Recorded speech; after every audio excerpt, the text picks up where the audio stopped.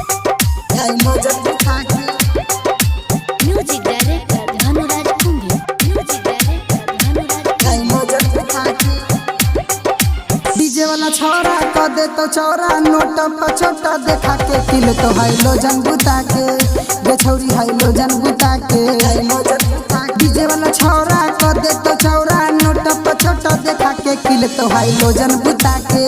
गे छौरी हाइलोजन बुता के DJ Dhanuraj digital recording studio Kancha कुंभी।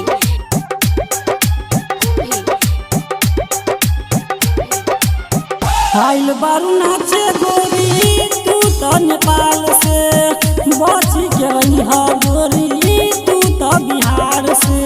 बच के रही गोरी तू तो बिहार से आइल बारू नाचे गोरी तू तो नेपाल से बच के रही गोरी तू तो बिहार से कमर हिलाई के ढोरी दिखाई के करे न तू बबाल किले तो हाइलोजन बुता के गे छौरी हाइलोजन बुता के गे छौरी हाइलोजन बुता के डीजे वाला छौरा कोई दे तो चौला नोट पर छोटा देखा के किले तो हाइलोजन बुता के गे छौरी हाइलोजन बुता के म्यूजिक डायरेक्टर धनुराज कुंभी। नमरी हजार तोरा दे तो गे छौरी डीजे वाला चुम्मा तोरा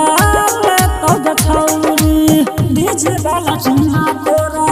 ले तो गे छौरी अमित बेला क दे तो चौरा नोट पर छोटा देखा के किले तो हाइलोजन बुता के गे छौरी हाइलोजन बुता के हाइलोजन बुता के अभिषेक राजा पद तो चौला नोट पर छोट देखा के किए तो हाइलोजन बुता के ये छौरी हाइलोजन बुता के डिजिटल रिकॉर्डिंग स्टूडियो कांचा